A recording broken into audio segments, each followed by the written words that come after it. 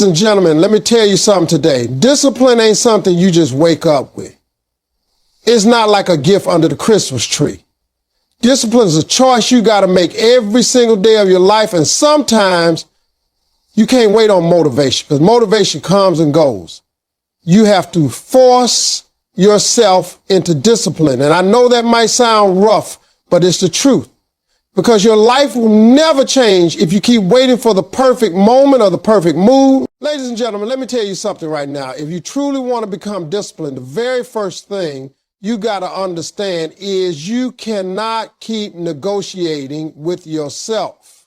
That is where most people lose before they even get started. Every single day you wake up, your brain is going to give you an option. It's going to whisper to you that maybe you deserve a little more rest. Maybe you'll start tomorrow. Maybe you can skip just this one time. But here's the truth.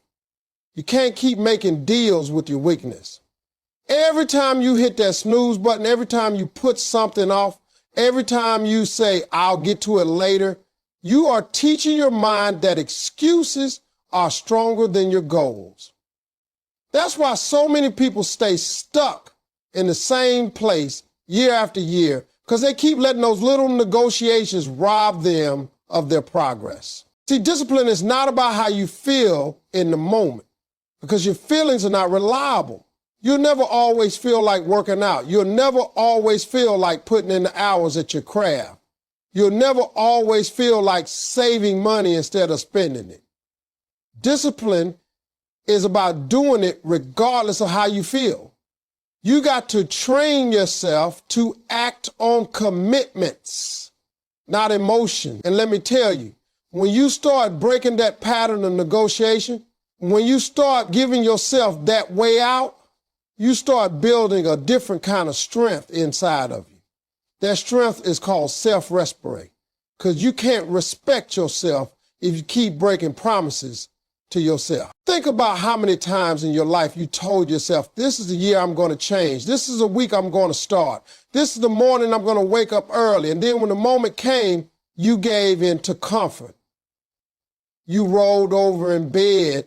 You skipped the gym. You wasted time on nonsense. Now imagine if every single one of those times, instead of giving in, you forced yourself to follow through. Where would you be right now? How different would your body look, your bank account look, your career look, your relationships look? See, all that difference comes from those tiny little choices, those negotiations. You either win or you lose. And here's the problem. Every time you lose that negotiation, it doesn't just cost you the task you skipped. It costs you momentum. Momentum is everything in life. Once you get moving, it becomes easier to stay moving. But once you start quitting, it becomes easier to keep quitting. So the real battle isn't between you and the world. It's between you and that voice inside your head that wants to settle. And the only way to beat it is to shut down the negotiations completely. Now, I know somebody's thinking, but Steve, it's hard. I don't have the energy. I'm not motivated. Let me break it to you. Nobody is motivated all the time. Not me, not you, not the most successful people in the world. They don't win because they're always motivated. They win because they stopped asking themselves for permission. They took the option of quitting off the table. When you commit, truly commit, you take that decision away from your emotions. You say, I don't care how I feel. I don't care what I want. Right now, I already decided what I'm going to do, and I'm going to do it.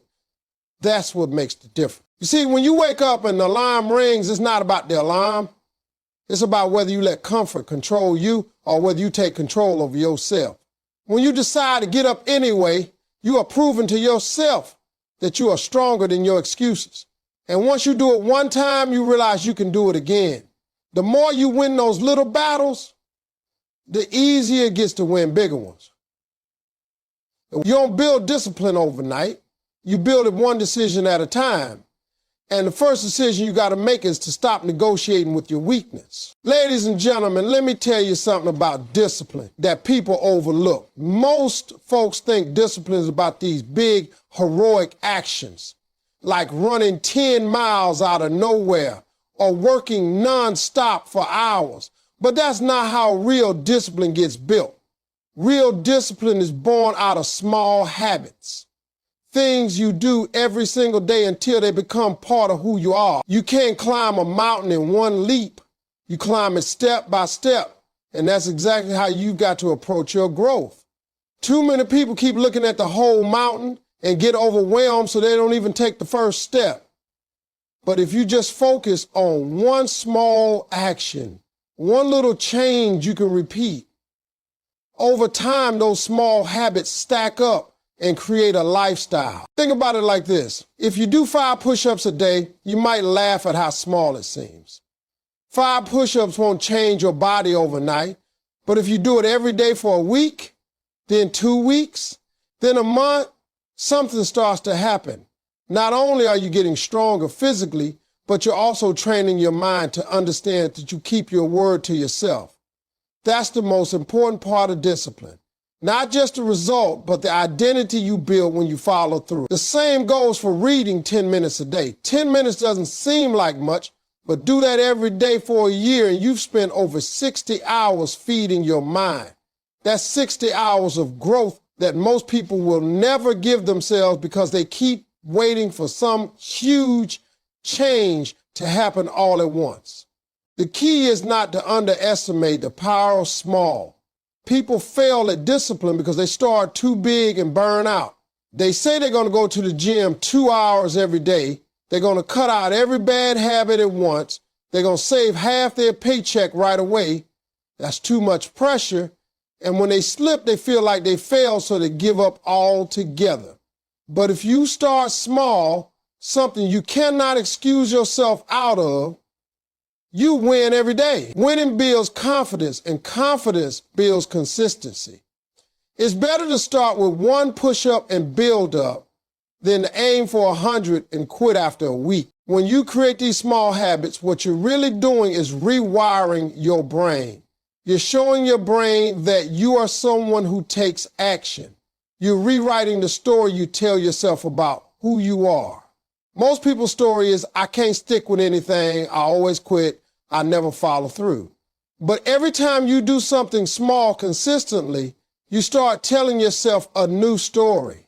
I do what I say I'll do, I keep my commitments, I'm the kind of person who finishes. That new story is the foundation of discipline. Once you believe that about yourself, bigger habits become possible because you trust yourself to follow through. And let me tell you, the beautiful thing about small habits is that they compound.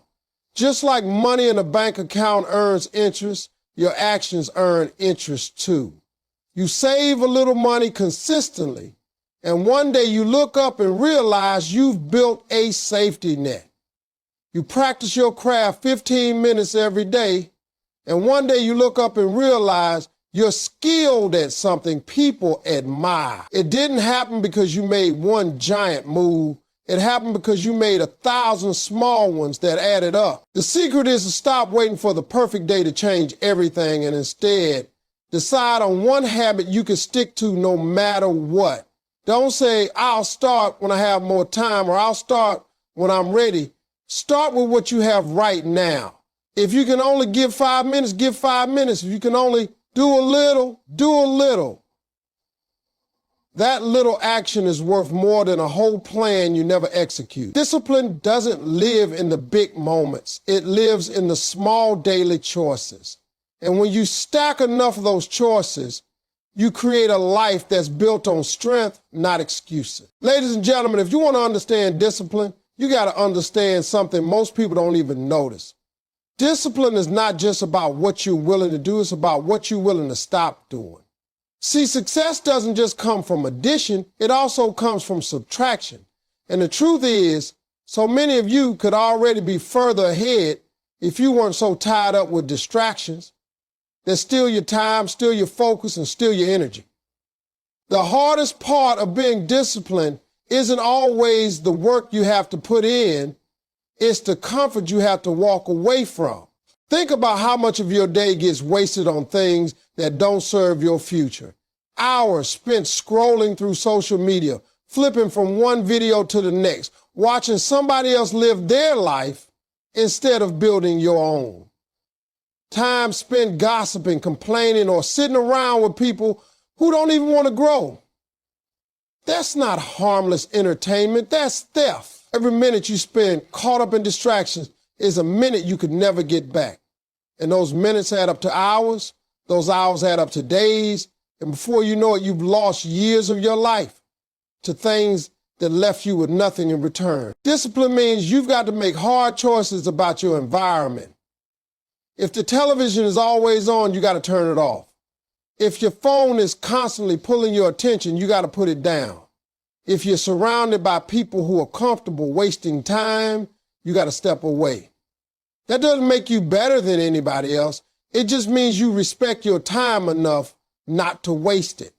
Time is the most valuable currency you've got, and once it's gone forever. You can always make more money, but you can't make more time, so you got to protect it like treasure. When you cut distractions, it's not going to feel comfortable at first.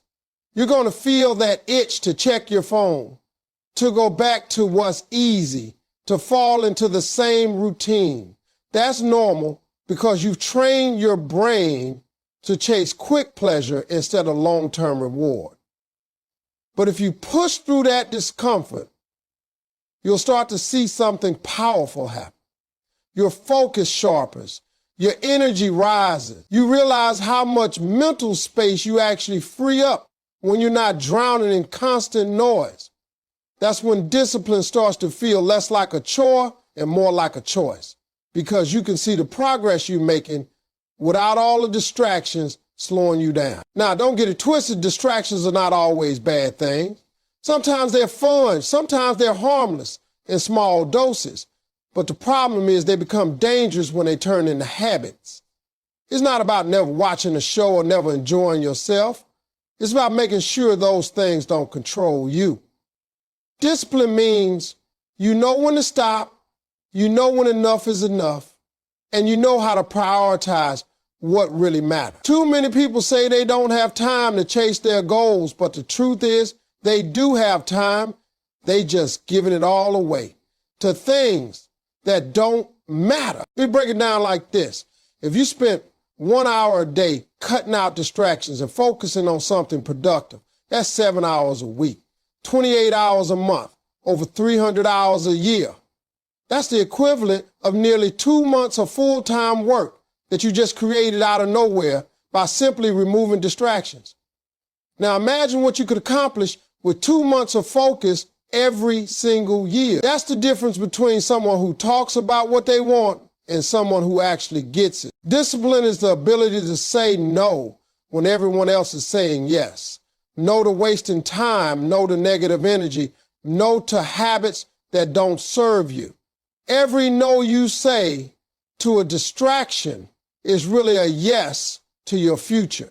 And if you can learn to master that, you will see yourself rise in ways you never thought possible. Ladies and gentlemen, if you really want to grow, you got to understand that discipline does not survive in isolation.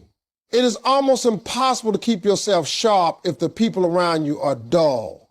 You cannot surround yourself with folks who are content with doing nothing, who are satisfied with mediocrity, who see no reason to push themselves and expect to stay motivated and disciplined on your own. Iron sharpens iron. That means if you want to be strong, you need to be around strength. If you want to be focused, you need to be around focus. Discipline thrives in the right environment. And the right environment usually involves accountability. Accountability is powerful because it puts a weight on your word. See, it's easy to break a promise when you only made it to yourself. But when somebody else is watching, when somebody else expects you to follow through, that pressure pushes you to do better. If you've ever worked out with a trainer or a partner, you know what I'm talking about. On your own, you might quit after 10 reps. But when somebody's counting on you, suddenly you find the strength to push for 15. That's not magic, that's accountability. You don't want to let that person down, so you stretch yourself further than you thought you could go. Now think about your circle. Are the people around you pushing you higher, or are they pulling you lower? Do they clap when you're working hard, or do they tease you for trying? Do they inspire you to do better, or do they tempt you to slack off? Because the truth is, you become like the people you spend the most time with. If your circle is lazy, negative, and undisciplined, you're going to absorb that energy, no matter how strong you think you are. But if your circle is hungry, driven, and focused, you're going to rise to meet that standard even on the days you don't feel like it. Some of you need to take a hard look at the company you keep, because they might be the reason your discipline never sticks. You can't build a future in a room where everybody else is living in the past. You can't get serious about your goals when everybody around you is serious about wasting time. That doesn't mean you have to cut everybody out of your life, but it does mean you have to be intentional about who you let influence you. Sometimes the most disciplined decision you can make is to change your circle. When you get around people who hold themselves to a higher standard, it rubs off on you. If you walk into a room where excellence is normal, you start to feel uncomfortable being average. You don't want to be the weak link.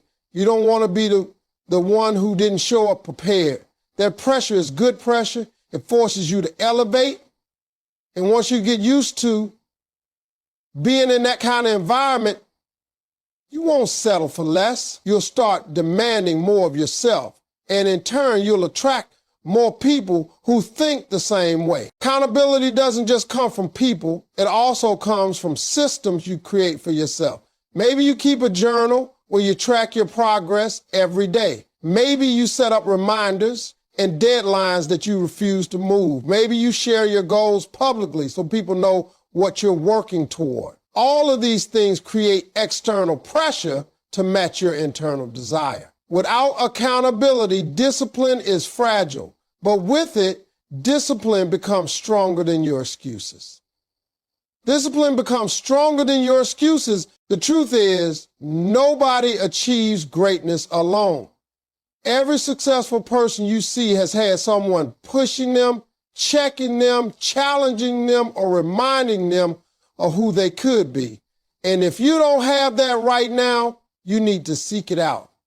Find a mentor, join a group, or simply spend more time with people who already live the way you want to live. Your discipline will multiply when you place yourself in the right company, because the right company won't let you settle for less than your best. Ladies and gentlemen, let me tell you something about discipline that most people miss. Discipline is not just about forcing yourself to do hard things.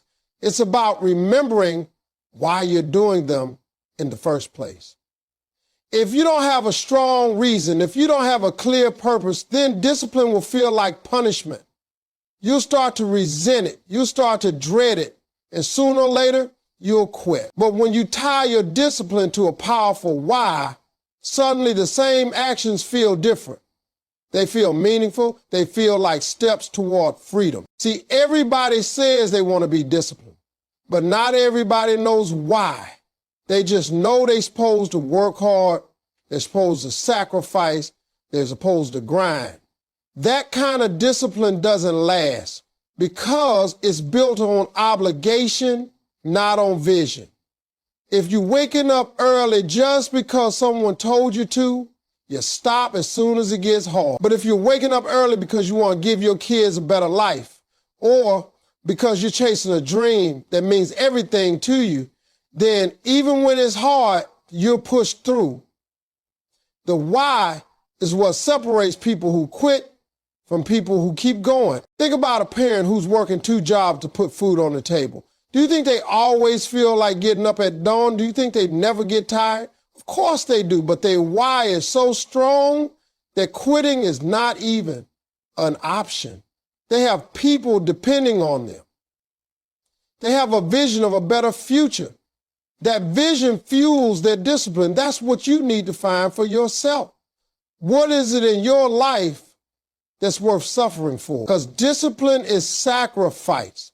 And if the sacrifice doesn't feel worth it, you won't stay consistent. Maybe your why is your family. Maybe you want to break a generational cycle of struggle. Maybe you want to be the one who changes the story, who leaves something behind for the next generation. Every time you feel like slacking, you remind yourself, I'm not just doing this for me, I'm doing it for them. That thought alone can give you the strength to get back up when you want to lay down. Maybe your why is freedom. Maybe you're tired of being stuck in the same financial situation, tired of answering to a boss you don't respect, tired of feeling trapped. Discipline becomes easy when you can picture the freedom that's going to buy you. When you save money, when you build skills, when you invest your time wisely, you're not just suffering, you're building your way out. Every sacrifice is buying a little more freedom. And that thought keeps you going when you want to stop. Or maybe your why is simply becoming the best version of yourself. You know deep down that you were created for more than just surviving, that you've got gifts inside of you that deserve to be developed. Discipline is what unlocks those gifts. Without discipline, your potential stays locked up, but with it, you get to see who you really are. And when you start to live up to that version of yourself, the pride you feel in who you've become is worth every hard day. The thing about your why is that it has to be personal. Nobody else can give it to you. Nobody else can hand you a reason strong enough to carry you through the tough times. You have to sit with yourself and figure it out. And once you do, once you grab hold of that reason, you've got to keep it in front of you every single day. Write it down, say it out loud, put it where you can see it. Because the days will come when you're tired, when you're unmotivated, when you just don't feel like it. On those days, your why is the only thing strong enough to pull you through. Ladies and gentlemen, one of the biggest mistakes people make when it comes to discipline is that they sit around waiting to feel ready. They wait for the perfect day, the perfect mood, the perfect moment, like discipline is going to sneak up and knock on their door. Let me tell you, if you're waiting for perfect conditions, you're never going to move. There is no perfect time to start. Life will always give you a reason to wait. You'll always be too busy, too tired, too scared, too unsure. If you're looking for excuses, you'll never run out of them. Discipline is about acting anyway, moving anyway, showing up anyway. You don't get disciplined by thinking about it. You get disciplined by doing. The truth is, action creates discipline. People think discipline comes first, but it doesn't. Nobody wakes up one day with a full tank of discipline just because they wish for it. The only way you get discipline is by taking action before you feel ready.